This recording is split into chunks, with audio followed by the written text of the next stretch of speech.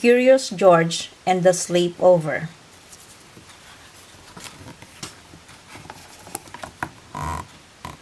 George is a good little monkey and always very curious. George's curiosity helped him make friends everywhere. Tallulah and J-Rod were his good friends from down the street. They live with their dad and Grandma Willa.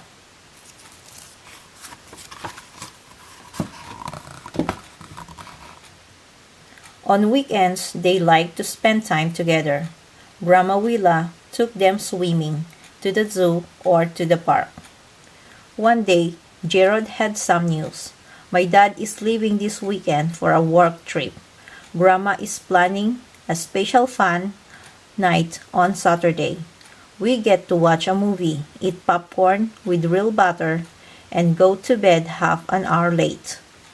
Tallulah added, Grandma says you can spend the night with us, and in the morning we can make waffles. A sleepover sounded wonderful to George. The man with the yellow hat agreed to the plan. Hooray!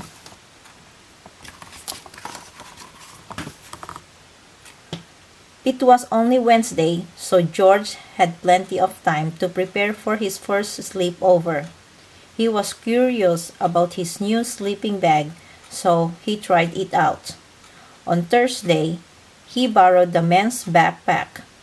He would need his toothbrush, his pajamas, his alarm clock with the bird that chirped on top, a flashlight, and the snacks. On Friday, George had to pack more snacks because he had eaten all the bananas in the bag.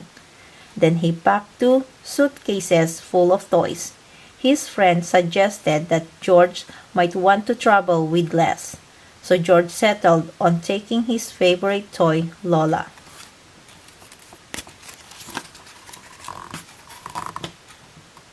On Saturday, George was still excited, but a funny feeling had begun to settle in the pit of his stomach. It started out small, as if maybe George had eaten too many cookies. But as the day wore on, the feeling began to grow. Are you excited, George? The man asked. Perhaps George was a little excited. He was a little nervous too. The doorbell rang. Tallulah and J-Rod burst through the door, chattering away about their plans for the evening. They had made George a red sash with the blue letters that said, Guest of Honor.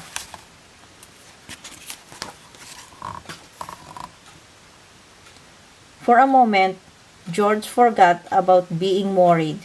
He proudly wore the sash down the street and into his friend's house. Even when it came time for George to say goodbye to the man with the yellow hat. George didn't remember he had been nervous because he was helping Tallulah set up a tent in the living room. George and his friends had a busy evening. They watched a movie and ate popcorn. They had a pillow fight. When it was time for bed, they brushed their teeth, changed into PJs, and climbed into the tent. Tallulah and J-Rod fell right to sleep.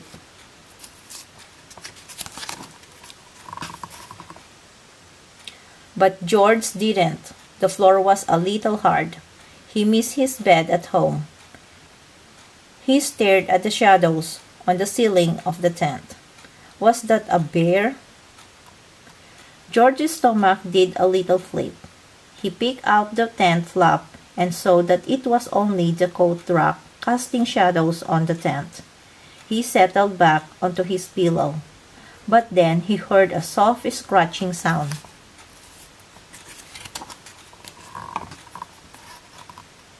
He jumped out of the tent with Lola safely in hand.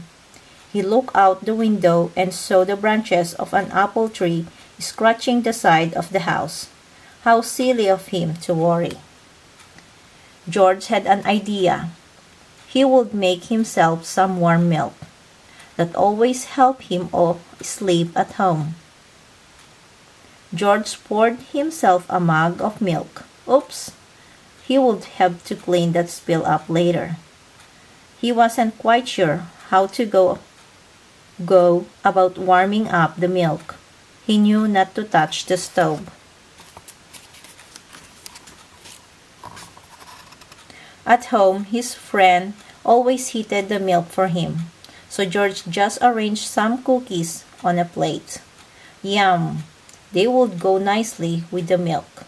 But holding onto a full of mug and the cookies was hard work. He spilled more milk onto the floor. George put down the cookies and went looking for a mop. There it was. Oh no! He accidentally swiped the mop across the table. Cookies went flying.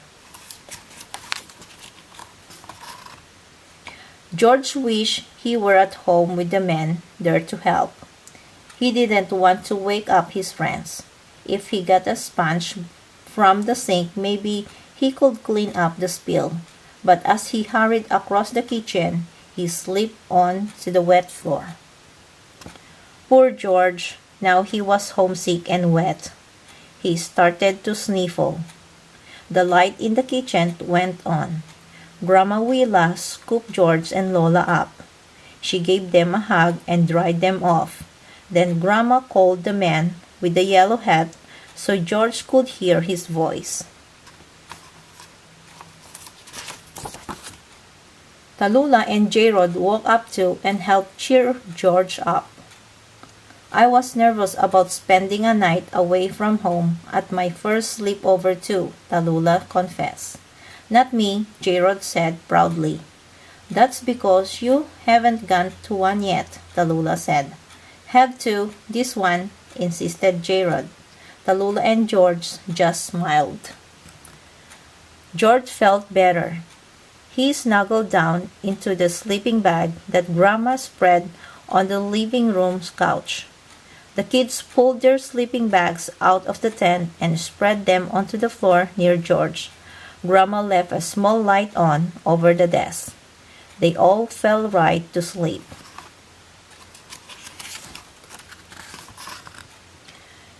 And in the morning, George helped make banana and chocolate chip waffles for breakfast. When the men came to pick George up, he heard all about how fun the sleepover had been. George and the men thanked their friends and waved goodbye. So George, do you think you'll be ready for another sleepover sometime? The man asked.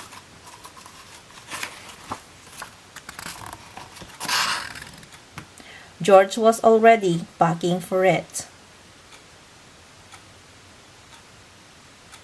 Thanks for watching.